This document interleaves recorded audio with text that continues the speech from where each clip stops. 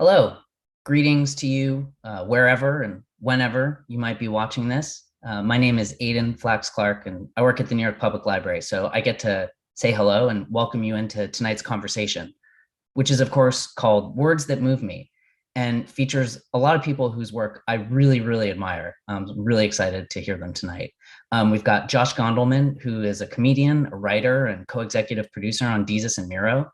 Danielle Ofree, a practicing physician at Bellevue Hospital and the editor-in-chief of the Bellevue Literary Review, and Black Thought, lead MC and co-founder of the legendary Roots Crew.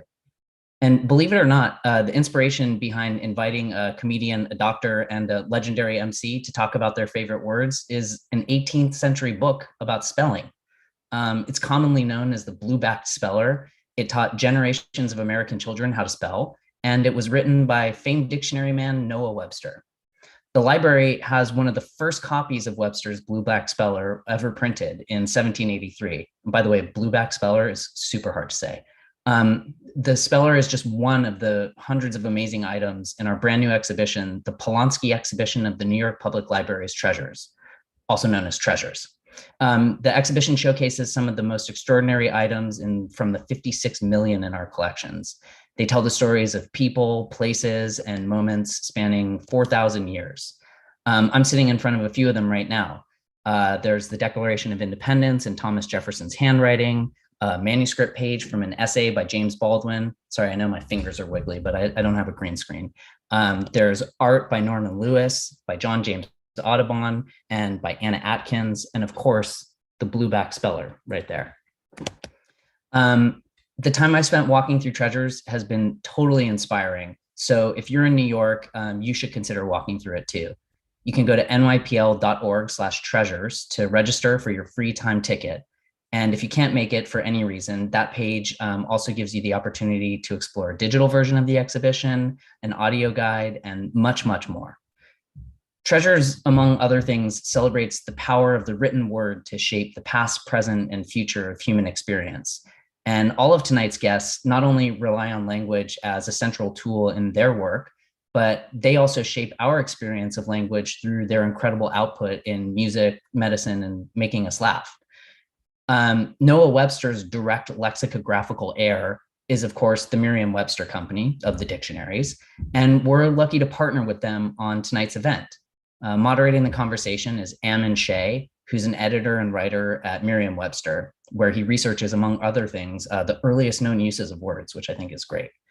He and the group will be joining shortly, but before that, the library's own Michael Inman, who's a curator of rare books and one of the people who put together the Treasures exhibition, will give a little background on Noah Webster and the Blue-backed Speller. The next program in our Treasure series is on October 20th. We'll be talking about the Birds of New York with NYC Audubon, featuring Christian Cooper and many other special guests. And you also get to learn a little bit about this book behind me, John James Audubon's Birds of America. Then in November, we'll be with Merve Emre and the New Yorker's James Wood to talk about Virginia Woolf and Mrs. Dalloway. And there are many, many more live from NYPL online events past that. I've got to tell you that this Thursday, you have a very special opportunity to hear from Nobel laureate Wole Soyinka, who just published his first novel in almost 50 years at the age of 87. It's going to be a great conversation. A couple weeks after that, the author of Mexican Gothic, Sylvia Moreno Garcia, will be here to talk about her new book, Velvet Was the Night. And there's way more events after that. So go to nypl.org/live to see everything that we've got going on and to register. Okay, I'm going to hand the reins over to Michael Inman in just a moment. I've just got a couple of quick things to let you know. First off is if you have any questions for the panel, they'll be glad to answer some of them at the end of tonight's conversation. Get ready with your questions now, and when you're ready, you can send them at any time using the chat, the Google form, or by emailing publicprograms@nypl.org. We'll make sure that they see them, and they'll get to as many of them as they're able.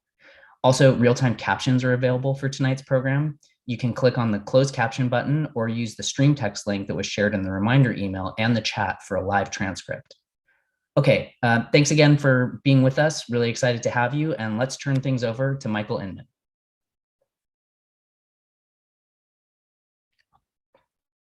Hi, I'm Michael Inman. I'm curator of rare books here at the New York Public Library. Noah Webster was born October 16, 1758, in what is today West Hartford, Connecticut, to Noah Sr., His father, who worked mainly as a farmer and who was also a descendant of one-time Connecticut Governor John Webster, and his mother, Mercy Webster, who had been born Mercy Steele, and who herself was a descendant of William Bradford, the one-time governor of the Massachusetts colony. By all accounts, Webster, from an early age, loved learning. When he was around 6 or 7 years old, he began undertaking his formal education, attending school in West Hartford. By all accounts, it wasn't always an entirely happy affair. He later remarked on the poor training of the teachers and also the poor conditions, schoolroom conditions. He attended a school in a small one-room school that would have been very typical of what a school experience or setting would have been in colonial America at that time. In spite of these setbacks and hard conditions, his love of learning was not squelched, and as he moved into his teen years, he began preparing to enter college, in this case, Yale College, as it was then called. And he began attending Yale College when he was 16 years old in 1774. Now, Webster's arrival at Yale coincided with the outbreak of the American Revolution. And while he was at Yale, he served in the Connecticut militia. He never actually saw any combat or active duty. About as close as he got to combat was an instance in which he and his father and his two brothers tried to make their way to the Battle of Saratoga, but by the time they got there, the battle was over. So while he didn't see any actual combat, he certainly was infused, as many people were at that time, with the revolutionary spirit.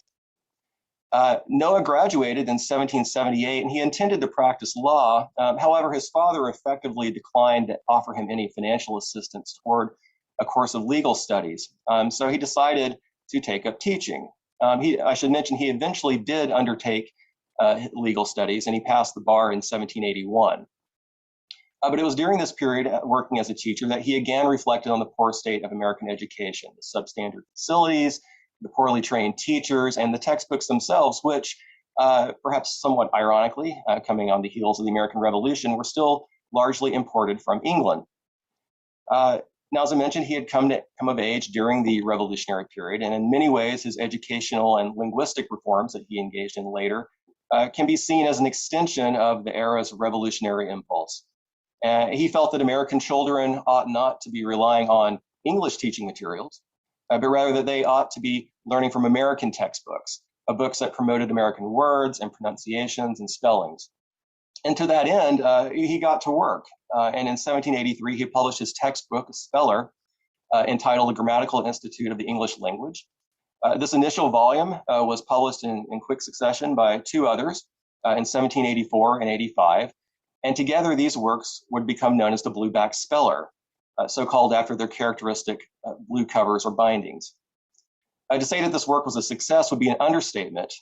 For nearly a century, for the remainder of the 18th century and well into the 19th century, most American children learned to read, spell, and pronounce words using Webster's Speller.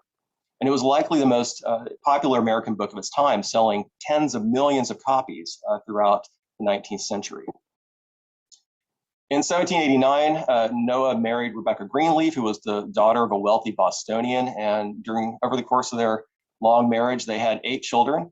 They lived in New Haven, and then they moved to Amherst, Massachusetts, where while he was there, Webster had a hand in helping to found Amherst College, and then they moved back to New Haven.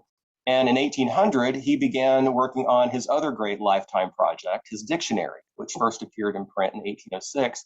And he worked on his dictionary for about a quarter of a century. And it, like the Speller, reflected his strong belief that since America had a different form of government and different institutions and laws, and because Americans certainly by then spoke differently than their English cousins, that they therefore deserved and they needed really their own dictionary. He used his dictionary to Americanize spellings. For example, spelling the word color, C-O-L-O-R, leaving out the U. And as also, for example, the word music, leaving the terminal K off the end. He added words to the dictionary that were not typically found in English dictionaries of the period. An example of this would be the word skunk, which is, of course, an animal that's indigenous to the Americas, but not so much to Europe or the British Isles.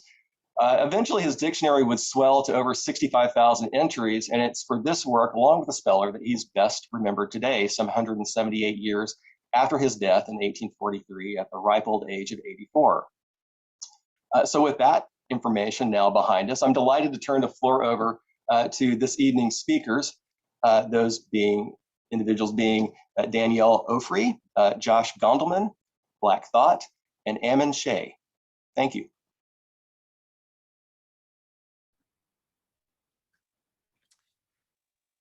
Hello, I am Ammon Shea. I am an editor and researcher at Merriam-Webster, and I'm absolutely delighted to be here. And I want to say, first of all, thank you to the New York Public Library for hosting us.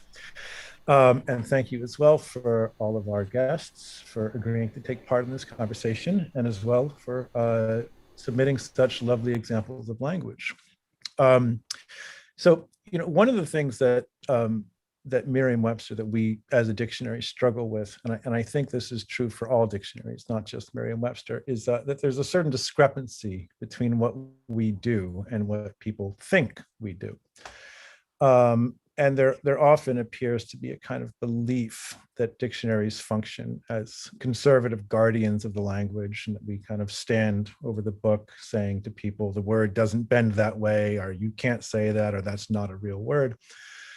And in fact, when we come across a new use of a word or a new word, most lexicographers are far more inclined to get very excited and say, "Woo, look, new word." We're much more inclined to do that than we are to say that's wrong. Lexicographers do not create the language, nor are we its custodians or arbiters. The people who speak and write in the English language are its creators and its custodians. And really, usage is the only arbiter that really matters. If enough people use a word to mean a specific thing for a certain length of time, it will become part of the language. And the role of the dictionary is to kind of chase along behind and to try to make note of this fact, not to influence it. So as lexicographers, we don't play favorites with language, we don't condemn meanings, but you can do both of those things. And our panel of distinguished guests can, and I certainly hope they will, weigh in on what we are calling the words that moved me. So a brief word of explanation. What we've asked of our guests is that they submit examples of language that has in some way been deeply significant for each of them. And these can be individual words, partial phrases, entire chapters of something, anything, so long as it's both linguistic and resonant for the individual. And we will talk to them each about some of these selections. So basically, it's my belief the English language belongs to everyone. It's a grand tapestry, and everyone has a relationship to it and a part in its development. And we are all very lucky tonight to be hearing about that relationship with each of our three guests about some of these words. So I think that the first one I'd like to start with is Dr. Danielle Ofree, who sent in this truly lovely word, which was petrichor. And I'll let her kind of introduce the word and begin to talk about why it has this meaning. So Danielle, do you want to start with that?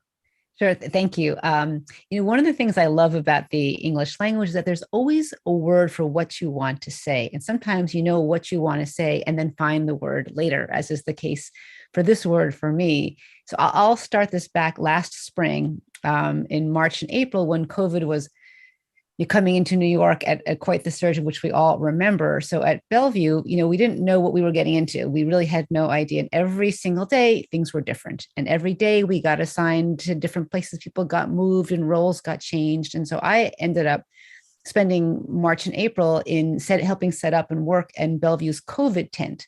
So we set up a tent in the courtyard of Bellevue. And Bellevue's a big public hospital on the east side of New York. It's the oldest public hospital in the country from 1736. And because this was a respiratory contagious illness, we originally started our testing clinic indoors, but recognized that the clinic itself would be a vehicle for transmitting virus. So we thought we should do it outdoors in a tent and open up the sides. So we'd have all this open air that would decrease the risk for both the patients and the staff. but also it was really cold and late March, and it was raining a lot. And so one of the oddities I found is that here we were in this sort of crazy pandemic, and I was out in nature. The Bellevue Courtyard is this old Victorian garden. There's a magnolia tree and a Callery pear tree and a dogwood. And all were blooming. They were beautiful. And of course, the city was so quiet. You could hear the birds chirping. So it was a strange distance to being in this very natural environment while all this chaos was happening inside the hospital. But it was also freezing and wet. And when it rained inside because all the sides were opened. But the smell after the rain was so potent and so strangely relaxing. And I have such an association to that moment in time and that smell. And it reminded me of when I was a kid, we used to go camping and it rained a lot when we were camping, that smell. And so when I was writing about it, I was looking for the word to describe it. And it turns out there is a word, petrichor, which is the smell that the earth gives off, the dry earth after it's been soaked by the rain. And it staggered me that the word existed, that what I wanted was there. And that it so poetically, the petrichor sounds like the gentle puff of the warmness after the spring rain, after the coldness settles down. And so that word connects to me, both reminding me of that moment in time of the COVID pandemic, but also childhood memories, and a great new word to have in my vocabulary. What's so lovely about that, and why I thought this was such a great starting off point, was petrichor is just a lovely word. It is so evocative. But when you sent this in via email, you described it as a powerful sensory image. And what's interesting to me is that it's not really functioning the way that we do with words. If we're having a conversation and you introduce petrichor, you kind of have to stop talking. Most people don't know the word; it's very obscure. So it's not functioning as a communicative device, but it is functioning as this powerful sensory image. And it's almost like, it's taking on a different role. It's taking on a different linguistic role. And it's bringing, as you said, bringing to mind these childhood memories and stuff. And there are certain words that do that. And I think that's why we love these words. This is a rarity as well, because it's a very recent word. It was coined in 1964 in Nature magazine, so it's technical. And I love that too, that it's made this jump from technical geologic jargon to this thing that you can take and you can have memories associated with it. It's just such a beautiful role for language. And there's one of my personal favorites as well, which is related as from a very old dictionary, which is apricity, and it's the word for the warmth of the sun in wintertime. And it's kind of a useless word, because if you start talking about, the apricity, everybody's like, I don't know what you're talking about. But when I experience that, I think of the word. And when I think of the word, I think of the warmth of the sun in wintertime. So I think it's delightful to have language that can it's like you've bottled something. You've bottled sunshine and you can take it out. Right. I mean, it feels like the word is like a letter, a missive to yourself from at one point in time to another. And the other thing I'll add about the word and words like that is how mellifluous they are, how much they lay on your tongue and in your mouth. They're pleasurable to say. And some words are hard to say. This word just feels nice. And that feeling nice is part of it too. And I can't explain why it is, but that adds to the sensory image. Right. Well, one of our other guests has sent in a word that is, to me, very laden with associations, and that's Tariq Trotter, Black Thought, sent in as one of his selections, Broadway. And I feel like I have definite associations, having grown up in New York City with Broadway, and having studied like the history of jazz in New York City. It's very laden with meaning, but I want to know why you sent this in and what this word is to you. I mean, Broadway for me, it's very meaningful just at this point in my life and in my career, because for the past 7 years or so, I've been working on a soon-to-be Broadway production. It's a show. It opens in January, Lord willing. So, I work here at Rockefeller Center, which is just a couple blocks from Broadway.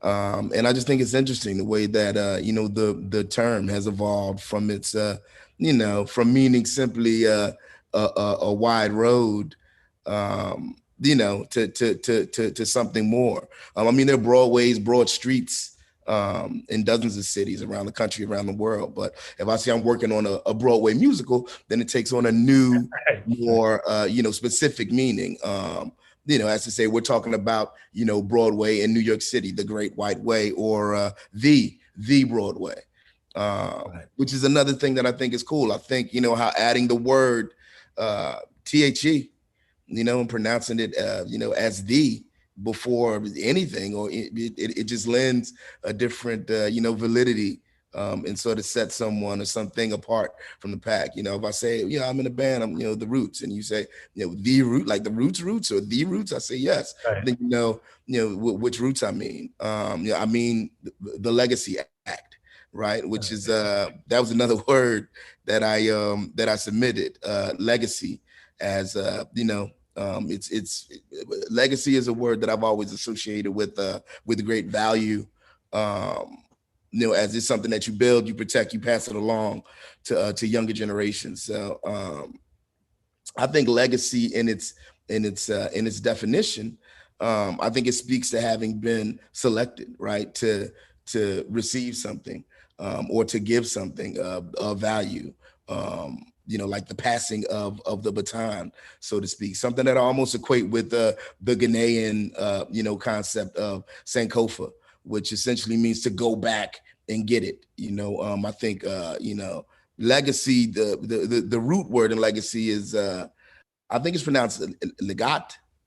Legate. Yeah, legate.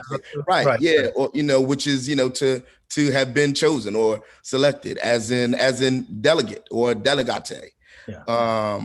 So I think that over time, the word has evolved and it's taken on new meanings as words do. But yeah, if I speak about the Roots as a legacy act, I think it, I'm talking about more of our ability to stand the test of time. So, the sort of artist whose work is passed down for generations, as one would with a legacy. So there are a couple of things you said that I think are just really interesting and delightful. But what really spoke to me most was the amount of information that you're giving this tiny little word, the. And it's we don't think about words like that. If you think about, well, what's interesting about language, I mean, many of us, and I'm as guilty of this as anybody, we kind of default to the great big words, the polysyllabic words, the monoscopic, these huge words. But the root of the language, and there's so much nuance in these tiny little function words. And I think that's this great meaning that you've kind of pinpointed there, which is the as a kind of, it's a bestower of validity. It's authority, and I don't even know if we're defining that yet, but it's certainly a way in which people are using the Tariq Trotter, like I'm Tariq Trotter. Right. Like, essentially, you're saying the real deal. Right. And so it's astonishing how much nuance we can kind of pack into that little tiny group of letters. The other thing I wanted to say about Broadway, though, is that there are a number of names that have kind of come into the dictionary, come into the language, and they get associated with somebody. Valentino, something like that, Romeo, something like that. But there are very few place names like streets that have taken on that extended meaning. And as you pointed out, broad was just a broad street. And there are all these other interesting words that come, and since you're in the industry, broadcast, originally before it was talking about sending out television signals, was talking about just throwing seeds into a field. You could do narrowcasting, or you could do broadcasting, and broadcasting is just taking a stash and throwing it as far as you can. It was literally broadcasting of seeds for crops. And so, we get this broad turns into all these much more kind of interesting and nuanced words. And Broadway, starting back in the 1880s, is one of these words. And again, it's very rare for a place name to take that significance. And it's for anybody who's been in New York City for any length of time, for anybody who's worked in music, it is not just, or certainly in theater, it's not just a place, it's a significance, it's a value judgment. You're on Broadway, you made Broadway. And so I think it's a great word because it's so laden with so much meaning and so much history. So I love that. And I want to now jump to Josh, because Josh sent in something which my natural state, and this is, I hope, part of working for dictionary, my natural state is confusion. Feeling like I don't quite understand what's going on, which is, believe it or not, very useful for dealing with the English language, because the English language is always changing. It's one of the signs of health. And so I was delighted when Josh sent in a suggestion for his word that just flummoxed me, and it's Dan Flash. And I have no idea what you're talking about, but I'm really looking forward to hearing what it is. Thank you. It's a pleasure to be here, even though I don't think of myself as the Josh Gondelman. I consider myself just a Josh Gondelman, I guess.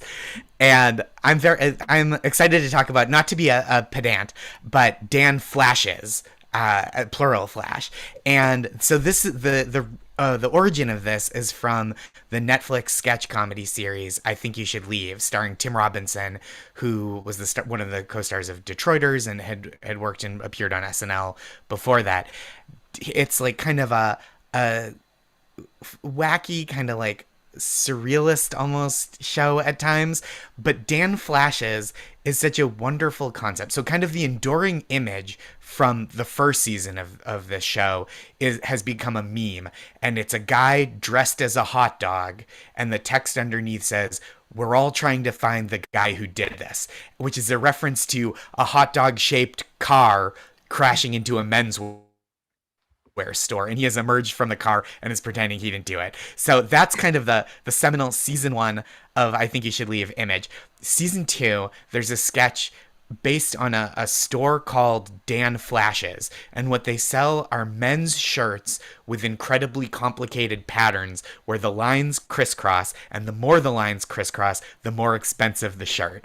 And it's such a small thing to think about, but in this year where there's been so little variety and novelty, the idea of Dan Flashes was so delightful to me. And it's also the first time in a long time, I Think You Should Leave to me is like, as an adult, I didn't think I would get something that I wanted to like quote and text with my friends about the way I did with like Adam Sandler albums when I was a kid, or, you know, George Carlin, Chris Rock specials when I was a kid. And this is like, I feel I just like want to talk about it and quote it. But Dan Flashes specifically is such a specific term for a kind of garment. And whenever I see it in the world, I think, oh, a Dan Flashes shirt, which is a term that not only, you know, Dr. Ofree, you were saying with petrichor, right? It was like the word that was waiting for you there for this thing that you recognize.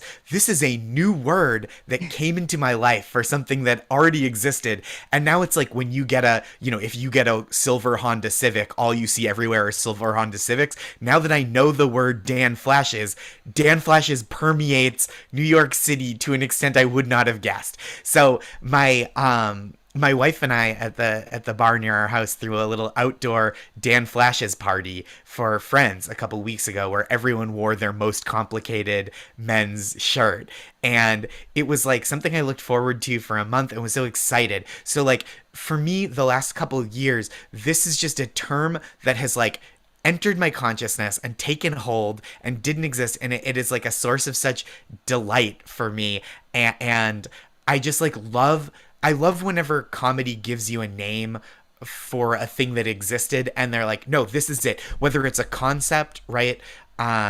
Whether it's a concept that you didn't know about before that you just like can't shake, like Mitch Hedberg saying, I didn't realize ducks ate for free at Subway because the duck can get free bread. You know, they'll give you free bread to give to a duck, and you're like, oh, I guess that's true. Or something like Dan Flashes, where when you see kind of like a jaggedly complicated men's shirt, you're like, oh, thank goodness there's a name for this, and I can nudge my wife and go, Dan Flashes over at 9:00, and she goes, yeah. And I have to ask you a quick question, and this is a technical question because this is going into a database. Shortly after you sent that email, I saw somebody I follow on Twitter, and he said, I had no idea what he was talking about, but I recognized the word. And he said, I was going to wear this shirt, but I was afraid it was a little too Dan Flashes. So now jump from noun to adjective. And so that's my first question is, are you using it as an adjective? Like, the little Dan Flashes? Or are you still just for sure? Okay, so now it's already gone through functional shift. It's jumped. And that's one of the things that I love about language, and I love about youthful language. And you're younger than me, so I can call that youthful language. That things change, that we don't really know how it's going to happen. There was a great example recently, which was goat. And you know, if anybody follows sports, which I never do, but I follow language, knows that GOAT started coming up in the 1990s as greatest of all time, this acronym for Muhammad Ali, because he started his his company, and calling it GOAT. And after Muhammad Ali, it started being used for Michael Jordan. Before Muhammad Ali, there was Earl Manigault, great basketball player in Harlem, who was known as the GOAT. So he was known as the GOAT because it was Manigault. It was his last name. It wasn't GOAT. But we have GOAT for the greatest of all time in all these different ways. And then I started seeing people talk about it after it was Michael Jordan, after it was Tiger Woods. And I started seeing people, young people on Discord, talk about things are goated. And so they've taken an acronym, they've made it into a noun, they turned the noun into a verb, and then they turned the verb into a past participle, and it became a noun after that again. It's so confusing, but it makes perfect sense. They say cinnamon toast crackers are the goated. And this is something that somehow goes back to Muhammad Ali in 1992 or something. And it's like 500 years of language change has gotten shoehorned into like 20 years. It's because people are so inventive with language. So I'm really looking forward to seeing what this new word does. Dan Flashes does. It's gonna look. I hope it permeates. It's such a small but useful thing, right? Like just to be like, wow, check out Dan Flashes over there. And it's just like a guy dressed up like he's at a nightclub and it's 9 a.m. and you're like, that's perfect. Yeah, I'm definitely gonna get some use out of that one. Now, Danielle, something else I wanted to ask you about was when you sent along this beautiful essay that you wrote about medical words and how your kind of relationship to certain words like expire changed. And in this, one of the things that you mentioned was decompensate, and how you were using decompensate to refer to you and your children on an airplane in a very kind of non-medical sense. And there were two things. One, I wanted to hear you talk about your kind of relationship to medical words and how they've switched over. I want to hear more about that. But I also wanted to show you that if you use something, you say it's a word, it is a word. There is no authority that can ever tell you that's not a word. If it's not in a dictionary, all of that means is that the dictionary is not caught up yet. And it's something that we hear from people all the time, that it's not a real word, it's not in the dictionary. And our feeling often is, oh my God, we forgot to put it in the dictionary. We haven't gotten to it yet, or we need to look for more evidence. But I really like to emphasize that we're not the creators of the language.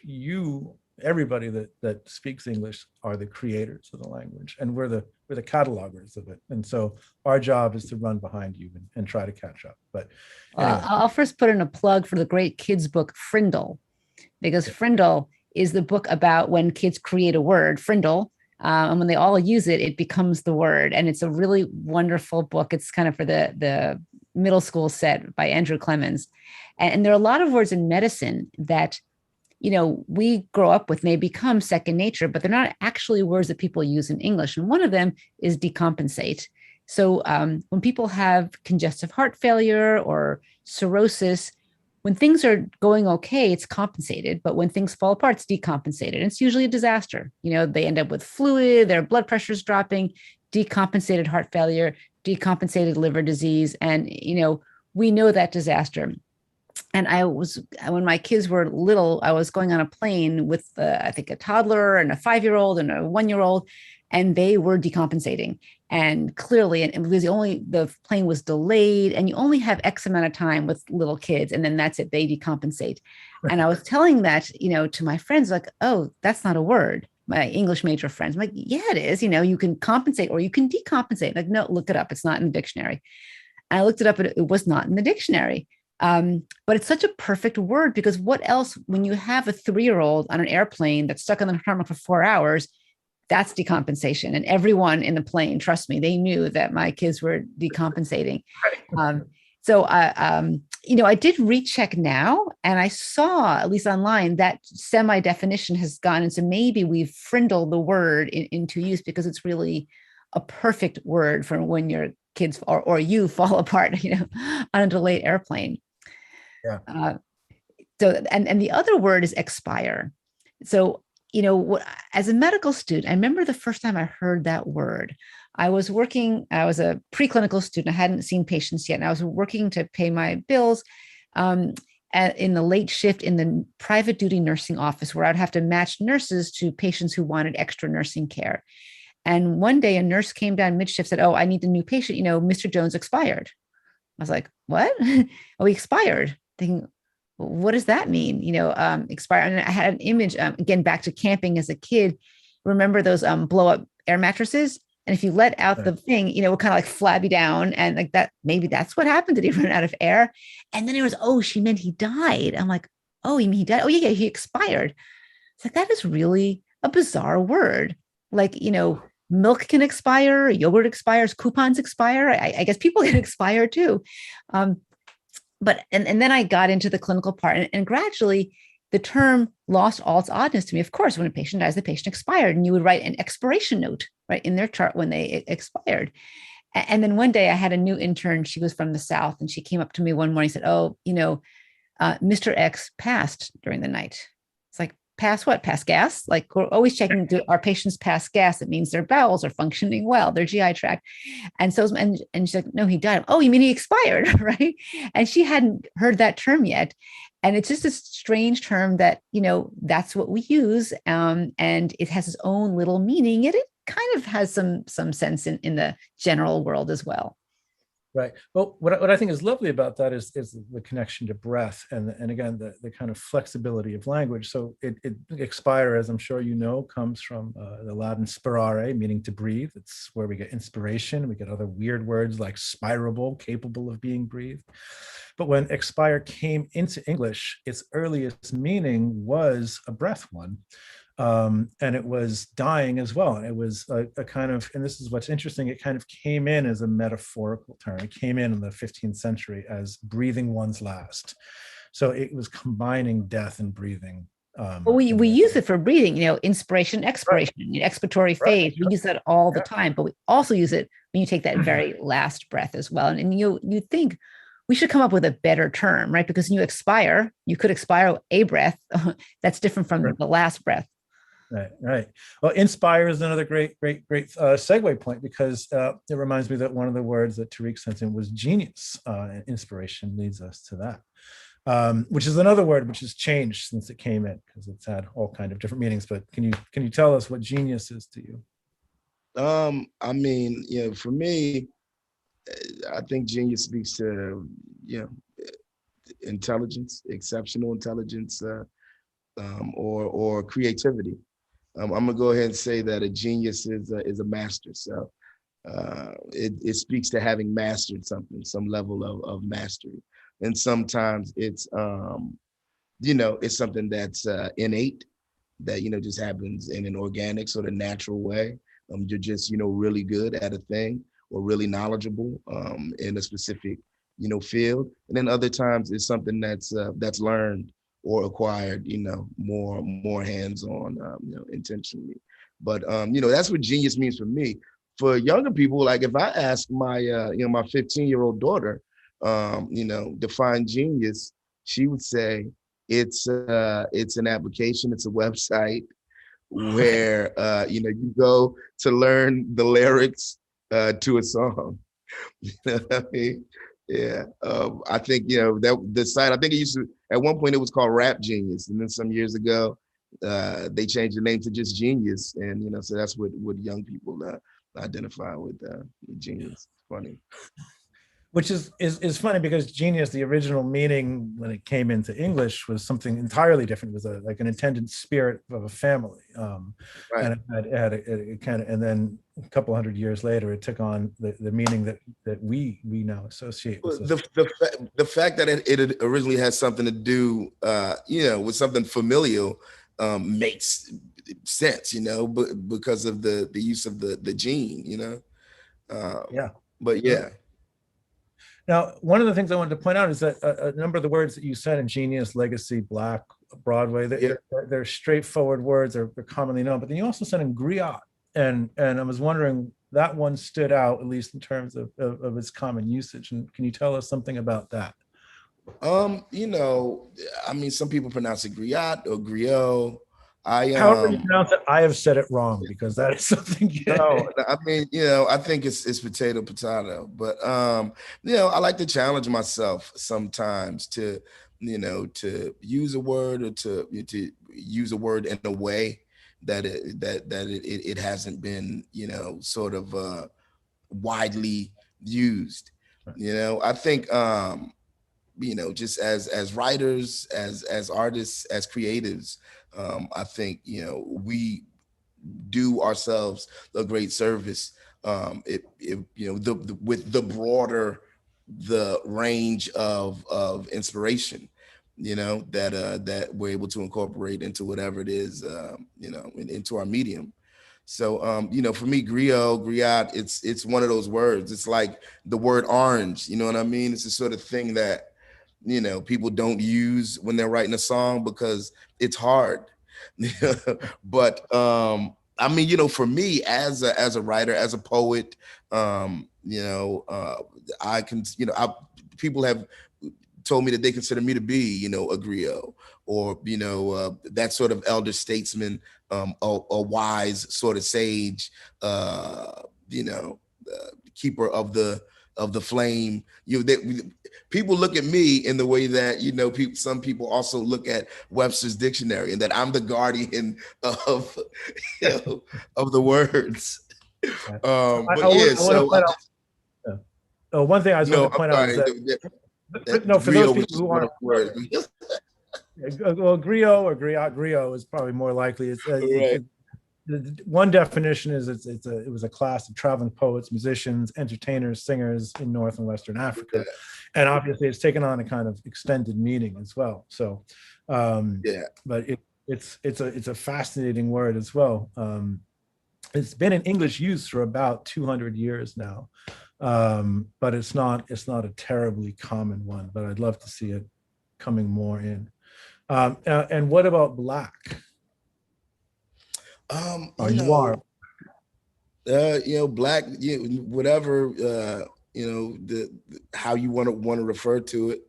I just feel like, I don't know, there's a certain depth, there's a certain mystique, and just also a gravitas, that's associated with the color black or the lack thereof. I come from a visual arts background, and when I was, trying to incorporate, when I was, sort of figuring out what my name was going to be, at the time that we started the Roots, and I was in high school, I sort of landed on Black thought because there's so many different styles that I sort of incorporate into what it is that I do, and in order to arrive at the color black, on the palette, you have to incorporate, almost as many different colors or tones, to arrive at the color black, where people think there's no color, it's almost every color is present, So, I was always, just really, interested and inspired by that. And that's how I arrived at the name Black Thought, or, in certain Spanish speaking countries, I'm referred to as Pensado Negro. Right. Now I'm going to segue in what is entirely a non sequitur, I hope, which is, Josh, the next word that you would show us was problematic. And I was curious about that as well, because again, as soon as I got that email from you, I saw there was a big article in the Atlantic about somebody had written, Teresa Bijan wrote about the word problematic. I was wondering if that influenced you or if you just found it problematic on your own.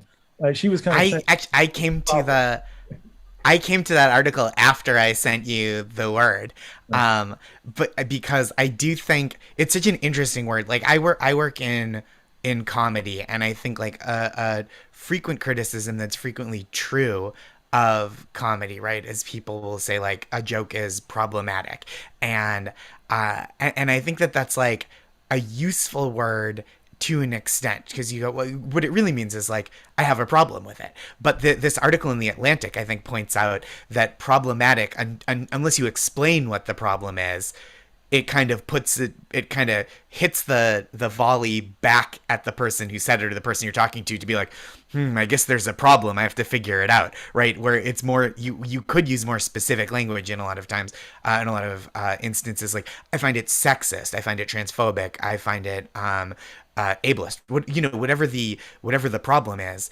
But problematic is kind of used as the umbrella term of like, oh, you said something fucked up. And but that's like a much harder, I can't just be like, hello, the dictionary, one of my words for the last few years that's been on my mind is fucked up. So I it's something I think about a lot, because I try to create, when in writing and performing, I try to create a comedy that's like generous and inviting to all different kinds of people. And so like problematic is this kind of like iceberg that you're either trying to steer around, or I think for some people trying to get close to, right? Because I do think there is a joy in getting close to, like, is this going to be a problem? Oh, all right, we're safe. And so it's just like a way that people have recently started to like push and pull with comedy writing and performance the last few years, especially. Like, I'm sure it's been according to the article in the Atlantic whose author you mentioned earlier, it was an academic term that has become kind of colloquial for like stuff you shouldn't say.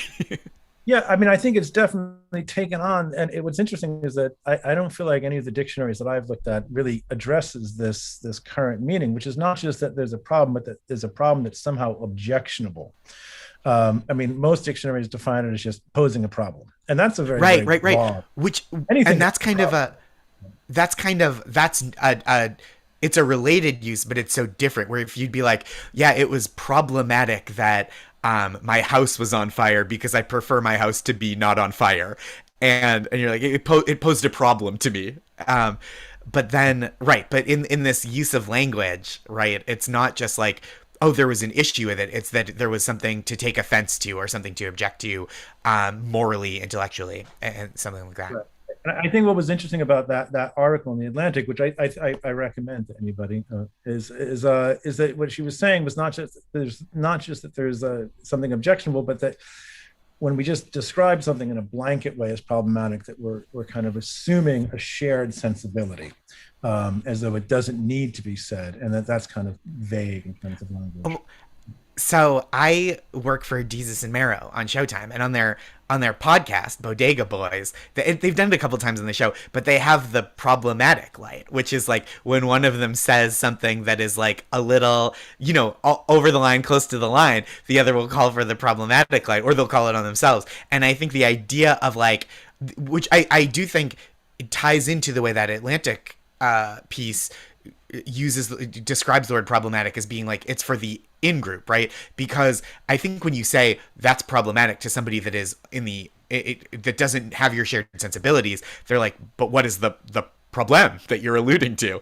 But when you go, oh, we're being problematic, you go, oh, this sensibility that we should be trying to adhere to, one of us has violated or both of us has violated it. And so I think that is like a very funny, like, because you can use it to kind of like cast an aspersion on someone that they might not understand, but it is also a helpful thing of like, am I being problematic here? Meaning, am I breaching our shared concept of good taste? Right. Yeah. Well, one of the things that I think this kind of highlights for me is the fact that language is always changing. And one of the things that we like to point out when people complain to the dictionary, as they often like to do, about changing definitions, the only language that doesn't change is the dead language. So, I mean, if you want a language that doesn't change at all, go with, ancient Akkadian or Latin or something like that, because they've stopped developing. And that change is a sign of health in a language. And all the things that each of you have brought up have reminded me of something, which is that each of these words that you have selected have shown in its own way the kind of continued health and shifting of the English language. And for instance, for a long time, we would get words primarily from spoken form first, and then at some point later, people get around to writing them down. And we're going through this weird flip stage now where people are writing down words first, like for the most part, LOL, like that's coming up in written communication, right? It's coming up on the phone.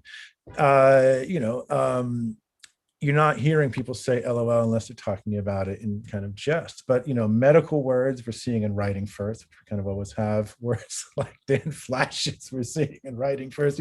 All these words are changing, but we're starting to see them now with kids writing them to each other. Genius is a word that's now changing. It's now becoming, it's already become the name of something. So, we've talked about words that you guys have this strong association with. Are there peeves you have that you wanted to share now that you have some audience here? I do. One peeve that I have many, very, very many peeves. I have a whole segment that I do. It reoccurs on the Tonight Show called Tariq's Irk List. But just one thing, language related that is on my Irk list is how, just we talk about the way language is ever evolving in that, you can't really control it once it sort of hits a stride. And something that I didn't want to become a thing that is now a thing is how, young people say, let's cheers. Like, to use cheers as, the verb that replaces the toast. You know what I mean? Like when they mean let's propose a toast, they'll say, hey, let's cheers to that. And, I just feel like it's informal and it takes away from, what the toast is supposed to mean. Like the toast evolved from libation ceremonies of, your Egypt, Roman in Greece, right? So it's evolved from that. It's something that, for a long time required a proposition. I propose a toast. You have to accept or not. And now, you can just hold up a glass with any beverage in it and just say, hey, let's cheers to that. Cheers to this. Cheers. And it's one of those things that if I could control it, it wouldn't have gotten popular. But I can see, if it's not already in there any day now, it's going to be in the dictionary as, You want the good news or the bad news? Give me the bad news first. The bad news is that by the time you've gotten around to noticing something enough that it bothers you, almost certainly too late to do anything about it. It's, you don't complain about the things that nobody says. You complain about the things that everybody says, and that's a sign of change. So there's not really any good news. That was just No, I get it. But a peeve, man. One of many. Well, we as lexicographers, the role of the dictionary is to kind of defend the right of language to change, and to try to take note of it. But we also want to say that we applaud passion for language in any sense. And, we're not saying that caring about language is in any way wrong. So I think having strong feelings about language is always something that we would applaud. We just advise you to not expect that younger people or people changing language are going to pay attention to it. So, right. But do either of you have a peeve that you wanted to get out there? Are you peeve free? Well, I'll mention the role of the electronic medical record in the language of medicine. Back in the day when people wrote by hand, certainly, a century ago, people wrote these long poetic descriptions. They really only had their powers of observation and to use metaphors and beautiful language. Now it's really been kind of checkbox down to this very sterile language that, you could not grow a staphylococcal organism on electronic medical record or in a medical journal for that matter. This stuff just sticks in your throat. There's no sort of sense of language for beauty, language for pleasure. That's completely gone. Whereas the doctors, of yore really enjoy describing the musicality of murmurs and how things felt and comparing them to fruit size. Is it a grapefruit size tumor or is it a walnut size? And everything was compared to pea soup or rice water. We had this kind of very active so that's my peeve. The plus side is there has been this real, I think, renaissance of medical writing outside of that. A lot of doctors and nurses now write poetry and write short stories, and there's a big drive toward that. And I will take just a moment to mention, the Bellevue Literary Review. This is our literary magazine that came out from Bellevue that publishes poetry, fiction, and nonfiction about illness and health. And we sort of encourage the use of language and metaphor when you can't really get across so much of what goes on when you face illness or mortality in typical medical writing. Even like the top 10 tips for, asthma doesn't quite get across what it feels like to have asthma. And so this whole encouragement, and I think during the pandemic, there was quite a flowering, particularly on social media, because poetry, for example, really flourished because you can fit poetry, small poems in social media. It's actually ideal for that. And there was really an outpouring, I thought, of great writing, poetic writing and creative writing that came outside the medical record, because the kind of inside of medicine is getting rid of, we're just sterilizing away any kind of color in the medical language. Right. That's a great observation. And I will say that having spent a fair amount of time reading 18th and 19th century medical journals for research, there was a considerably more florid literary style back then. It's a little excessive sometimes when there are single sentences that go for a page and a half, but it certainly had a real definite style that's diminished considerably over the last 100. May I ask a question about that? Yes. What do they say for like tumor size now? Is it just like that tumor was as big as an iPhone 10 or like as small as an iPhone 4? Is that how it's gotten modernized? No, it's 5.6 millimeters, because you get an MRI right away and they measure it. Some people still use, and it's always food, right? Mm-hmm. Walnuts, grapefruits, plum size. But when you feel it, we still kind of lean toward that, but now we just measure it. Unfortunately. That's fair. I didn't know if it was all technological. I have a couple. I'll bang through them pretty quickly. My younger sister has this one, and she's a physical therapist. And she works in medical community too, so she likes precise language.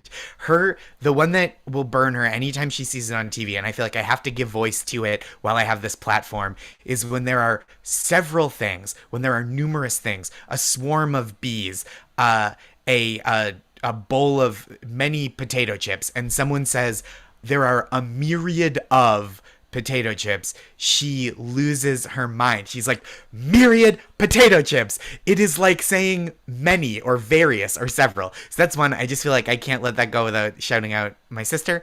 My wife's new one is she read it, or listening to an audiobook about a self-published publication in the 90s. And the audiobook reader pronounced it like she published her own zine, which is, if you were alive in the 90s or before, clearly zine, short for magazine, but zine. And my wife is like, I felt 1,000 years old. So here's mine similarly. This is just me being a grumpy. I have heard that today's young people refer to the 1990s as the late 1900s, which hurts much in a way. It hurts me so much in a way that I could not anticipate, to be reminded that I am of another century. And they're accurate and they're right to say it, but gosh, does it cut me right between the ribs to hear it. Those are all great. I would like to point out that myriad did in fact function as a noun before it ever functioned as an adjective. And it's been well used by hundreds, if not thousands of great writers over the past 400 years. So myriad is going to always stick around as a noun. Sorry to say. We do have some questions coming in, and this is a great question for everybody, which is, what word do you always think means something different than its actual meaning?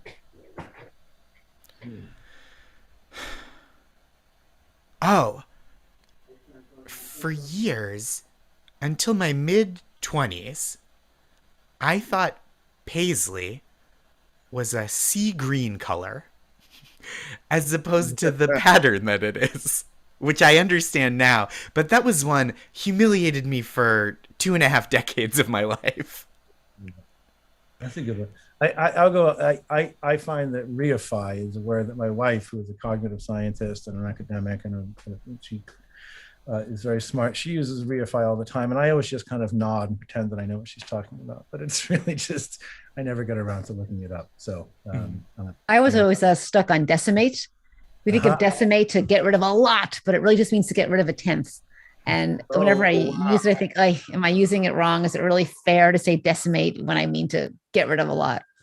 That makes perfect sense. Yeah, Wow. but there are so many other, decimate came into English. It's one of the peeves that people love. And I'll say in your defense, you can use it however you want, because there are a lot of other words that came in. The reason why people like to say that decimate means to get rid of 1/10 is that it was a Roman military punishment. And it was a very real thing, and it did mean that when it came in. But there are a lot of other things that were Roman military terms when they came into English that have changed. For instance, an ovation was a kind of parade that a Roman general was given if he was not quite so successful. So it was kind of like a Nancy Pelosi clap, basically. A triumph was the parade that a Roman general got if he was very, very successful. And both of these have really changed dramatically. A missile was something that the Roman emperor would throw, like sweets or candy, would throw to the crowd. And then later on, it took on this kind of ballistic military sense. So a lot of these Roman terms, when they came into English, have changed. You're okay with decimate, but you're okay holding the line if you want as well. So. Somebody has written in and asked Dr. Ofree, how did you find the word petrichor? And to everybody else, where do you go to find, where do you find yourselves most likely to discover new words? That was hunting around and reading. And I also keep a list of words that I love when I come across them. And I'll read a story in the New York, I'll write that one down. And I think I came across petrichor and scribbled it somewhere, but forgot about it. And then I was looking at my list and that's the word. It was next to virid, the word about greenery that I just love. I've not yet found a use for it. Right. But the word I always really want to try and find a use for is anti-penultimate. Not the second to last, but the second to last. And it's just when you can find that opportunity, it's so satisfying. The word I always want to find a use for is ucaligon, which is a neighbor whose house is on fire. And I've not yet had it. That's a suspicious one if you have too many uses for it. No, that's the problem with that. You can really only use it once, and then that's it. You can never use and then you're a suspect. Right. Somebody has asked, what is a word that you realized you had long been mispronouncing? And for me, that's almost every word that I say. Yeah, I agree. There's so many for me, but I can't think of any in this moment. I feel like, it happens a lot, just like with song lyrics. You think that the lyric is saying one thing your whole life, and then it dawns on you that it's something else. And it's like, wow, how could I have ever thought that it was something other than this thing? Then you hear it. There are very many words that work that way, for me. Yeah, I was recently doing a podcast with Merriam where I was so impressed with myself talking about the origins of the word debacle, which used to mean he was breaking up ice in a river, and it's this interesting meaning. Of course, I kind of ruined the whole smart look by talking about it as debacle the whole time, and nobody knew what I was talking about. I've been pronouncing it as debacle for my entire life. No one ever got around to correcting me until I said it in public. So I'm from the Boston suburbs. North Shore of Boston is where I grew up, and there's a town. The name is spelled Peabody. I'm from a town spelled Stoneham, pronounced Stoneham. So it's like I come from a place where the pronunciations are very specific, and Peabody is Peabody. That's like how I'm doing it. That's like how I've always said it. And then I was working with journalists, and they brought up the prestigious award spelled the same way, the Peabody Award, but I pronounced it Peabody, which is just the towniest, dumbest, just like, oh, you're winning a prize for journalism, and I'm talking about a town where they have clam chowder on tap or whatever is how I felt. Well, I'll add to that. The first time I used the word wanton, I pronounced it wonton, like the wonton soup, and used it completely incorrectly. That's a very different kind of soup. I will also say, this is just me being a fan, but I'm a huge fan of the Roots.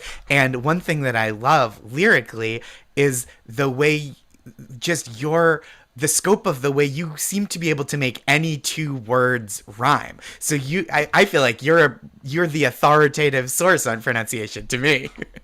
Well, I think there's something in, what Ammon said earlier about if the word is a word to you, whether it's in the dictionary or not, then it's a word. And I feel like it's the same is applicable with pronunciation. You know what I mean? Yeah. I'll make the English language, my bitch, and twist it and bend it, and I'll make a word rhyme with a thing, if need be, or just think of an interesting way to utilize a word or to put emphasis on a different syllable, like the way we have in some of us have in this conversation. It's fun, so. Yeah. That's not quite the language we would use in the dictionary, but that is the sentiment basically of how language is changing. Absolutely. I mean, you are driving language change, and that is how language can change in so many different ways. It can change through mistakes, like Zine is how language changes sometimes. Or like biopic, right? Sure. Biopic. Yeah, biopic. I wanted to stick with the biopic pronunciation. And now people have run with, biopic, and it's a thing, I can't tell anyone they're wrong. But that's another one of those, I think that's on my irk list. Yeah. The language will change through mistake. It'll change through miscommunication, and it will also change through playfulness. It will change through what word will fit that rhyme, and what word can I twist, and what pronunciation can I change. That is just as valid a means of language change as anything else. So that's the beauty of it. We are just about running out of time here, but I want to take the opportunity once again to thank the New York Public Library, and also to thank the three of you for coming and sharing your thoughts and your feelings on language. And I really mean that, because to me, the feelings on language are just as important as the dates are, as the etymologies, and it's what's driving language change. It's what makes this a living, breathing language. And it was a delight to chat with you about it. Thank you so much for having us. This is a real pleasure. Bye now. Thank you, guys. This has been awesome. Thank you.